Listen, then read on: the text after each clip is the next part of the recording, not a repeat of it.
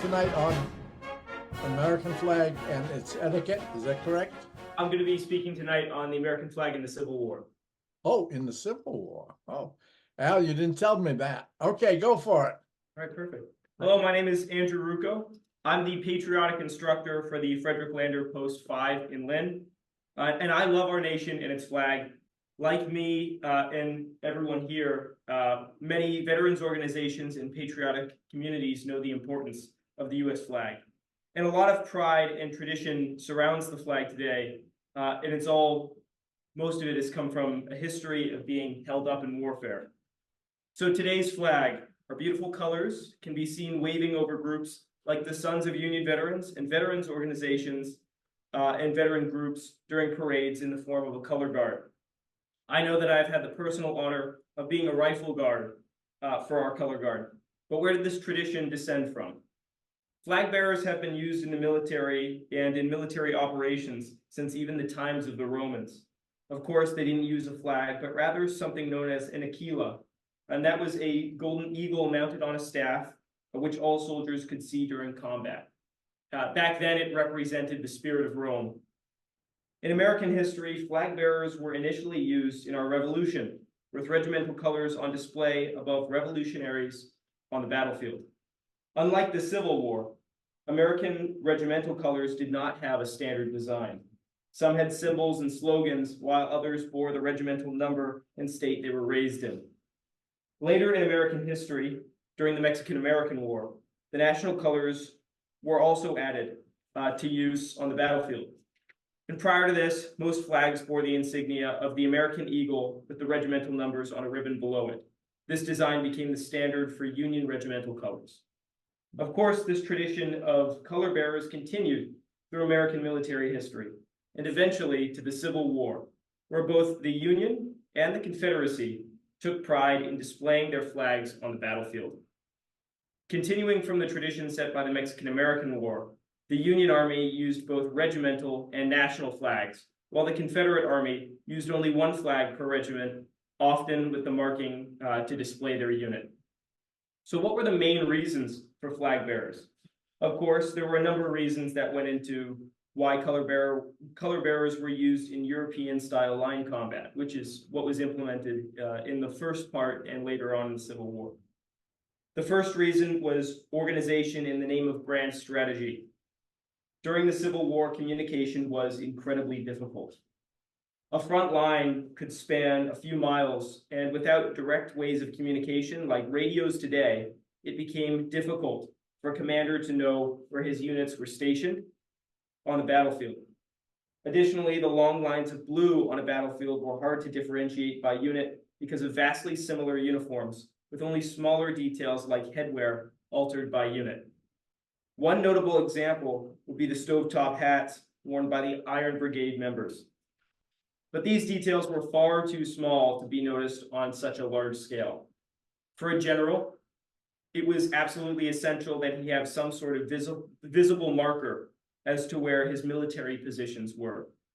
This visual marker came in the form of American and regimental flags. As battles were incredibly confusing because of smoke from muskets and the incredibly loud sound on the battlefield, the American flag, which was held up high in the sky, could be seen above the fog of war. On the topic of confusion, the flag was also for the organization of Union Army foot soldiers. When marching out to fight, units often needed markers to know where exactly they were marching. The average regiment during the Civil War was about 800 men, although some volunteer units had a far smaller fighting strength of closer to 500. These 500 to 800 soldiers required guidance while maneuvering on the battlefield. The national colors and the regimental colors acted as visual directions. A colonel would often direct this color guard and order the unit to guide based on the colors to make marching a lot easier for the 500 to 800 soldiers who were part of the unit. This acted as a sort of steering wheel for large bodies of troops preparing to fight. The colors also aided in the confusion of battle once troops were positioned on the field. After volleys of rifle fire, smoke could cloud a soldier's vision on the battlefield. Volunteer soldiers who had responded to the call for men during the time of the Civil War were also vastly undertrained because of the need to rush out soldiers on a battlefield. Most of the training they received was basic drilling and sequence for firing. Most field commands, bugle calls, and combat formations had to be learned once they were already assigned to a regiment.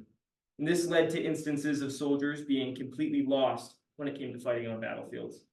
This, coupled with the acrid gun smoke, clouding vision and filling a soldier's lungs, as well as the roar of cannon and rifle volleys, could lead to soldiers being ineffective on the battlefield without some form of regimental organization that they could visibly see. With the sounds of battle, it could even be hard for a soldier to hear regimental level officers on the field. So the flag acted as a rally point for men. Above everything happening around them in a fight, soldiers could see where their unit was supposed to be positioned as the flag flew over them. With this visual marker, some confusion in the hellish experience of battle could be alleviated. I'm sure many of you are familiar with the popular Union song, The Battle Cry of Freedom. And one of the lyrics of this song states, "We'll rally round the flag, boys, we'll rally once again." Of course, this is a reference to the flag as a rally point for men to keep the regiment organized. The third reason was honor, morale, and the regimental and national pride. Soldiers were proud of their flag on the battlefield. The flag was a constant reminder of what soldiers were fighting for: the United States of America and the reunification of the Union. Additionally, soldiers took pride in the regiment that they were a part of. Most regiments were locally formed, and so members of that regiment that a soldier belonged to were often friends and neighbors. The standard of the regiment they belonged to represented their home. At a time where hometowns and states were of great importance to soldiers, the regimental flag was seen as part of a soldier's identity. In between battles, parades would often be held with a color guard in front of the soldiers while they were in camp. This would ensure that everyone knew what the regimental flag looked like and hopefully give these men a reason to keep it upright. Because of this, soldiers took great pride in carrying the flags, and being a color bearer was an incredibly risky job. They were the center of the unit and a prime target for enemy sharpshooters. Often, enemy regiments would order for their men to focus fire on the flag. It was the center of a regiment, so it would be a great place to hit, to disorganize the regiment. If the flag went down, morale would be decreased, and the organization would begin to fall apart. It took incredible bravery to carry the flag, and men from both sides willingly did it even with the risks. When a soldier was inevitably killed while carrying the flag, another was expected to throw his rifle aside and keep the standard from falling. It was so important to these soldiers that they would risk life and limb to make sure that their flag was still flying. It was also important for soldiers that their flag was not captured. Because of these notions of honor surrounding the flag, having a national or regimental flag captured was the biggest disgrace that a regiment could face. Countless heroic actions surrounded the colors because of a sense of honor and duty, and many did not go unrecognized. The Medal of Honor was created by an order of President Lincoln at the beginning of the Civil War, and many men who put their lives on the line for the flag were recipients of this newly made Medal of Honor. Because the flag was so important to individual regiments, but also the logistics of battle, the federal government recognized the bravery surrounding flag bearers. One instance where saving the flag resulted in a soldier being awarded the Medal of Honor was at the Battle of Gettysburg in 1863. Nathaniel Allen from the 1st Massachusetts Infantry understood the importance of the flag very well. He watched as the color sergeant was separated from the rest of the Union line during a retreat and eventually shot. Allen turned around and pulled the national flag from under the deceased color sergeant, facing direct risk of being killed himself. He was able to rescue the flag from capture and returned it to his reforming. Additionally, the story of the first African-American to receive the Medal of Honor is focused around the American flag in battle. At the Union assault on Fort Wagner, William Harvey Kearny, a member of the 54th Massachusetts, retrieved the flag from its fatally wounded color bearer and carried it on through the battle, suffering multiple serious wounds while carrying it. He continued on through his injuries for the rest of the battle and eventually returned the flag to his own lines after the battle's confusion. It was reported that he remarked, "Boys, I only did it out of my duty. The old flag never touched the ground." I'd be missing an incredibly important figure if I did not mention John Gregory Bishop Adams, often just called J.B. Adams. Captain Adams was a GAR member at the Frederick Lander Post in Lynn, and this individual's life was full of countless stories of bravery. He joined the Union Army in 1861 as a corporal, and at the Battle of Antietam, he won an officer's commission for incredibly gallant bravery.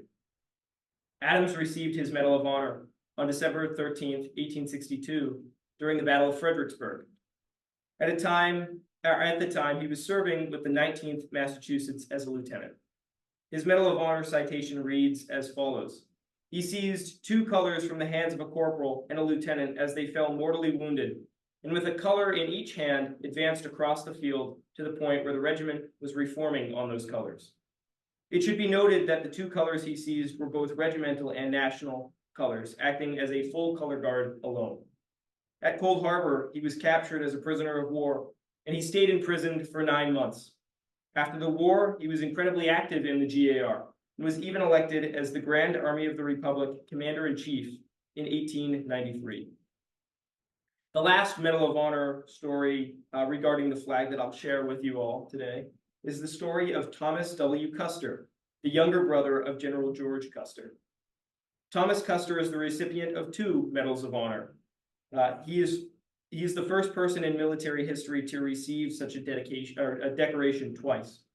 He received the first during an engagement at Namazine Church on April 3rd, 1865, when he captured a Confederate flag out of the hands of the flag bearer and captured 14 Confederate prisoners while leading his men in the battle.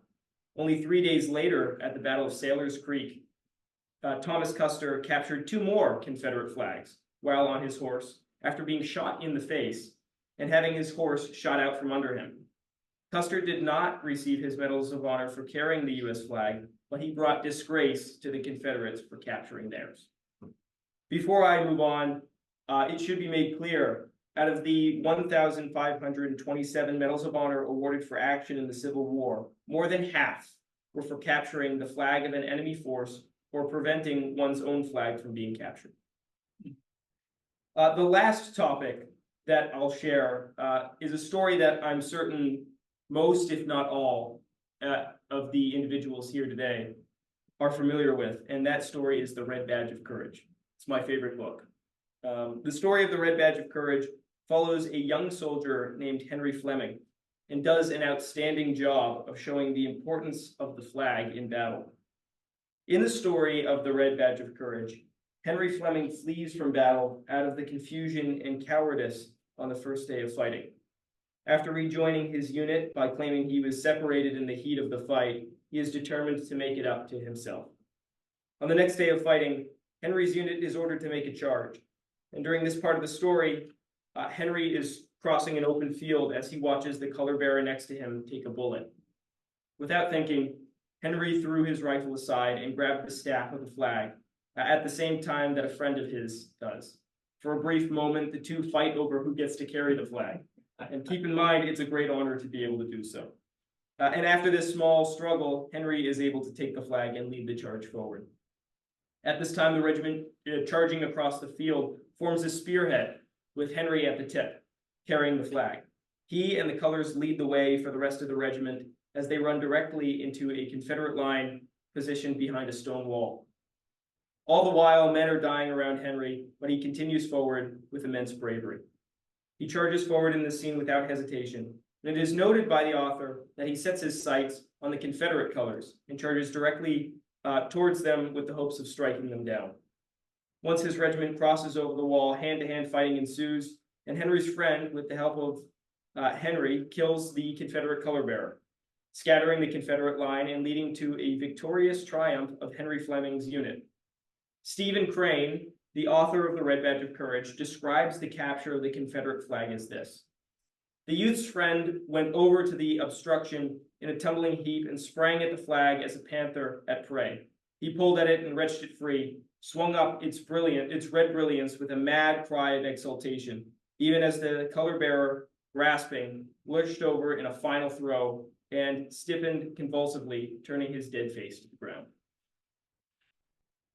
The Red Badge of Courage continues to serve as a great story for the understanding of the thought process of a young soldier carrying the colors in the heat of battle. It is very clear that his job is one that requires an abundance of courage and willpower, hence the name, the Red Badge of Courage. Flag bearers today. So today, flag bearers continue to live on in military tradition. A color guard is used in most military parades now, displaying the national colors and often the colors of whatever branch that the soldiers, Marines, sailors, or airmen belong to. Of course, color bearers are no longer seen on the battlefield, carried in the form of a large visible standard above the gun smoke of battle. But even the military has a policy today that every soldier is a color bearer. Every soldier carries the United States flag with them in the form of a patch to keep the tradition alive. Even today, seeing the flag in battle can still instill the same patriotic fervor that it gave the Union soldiers in the Civil War. Thank you very much. I'm happy to take any questions.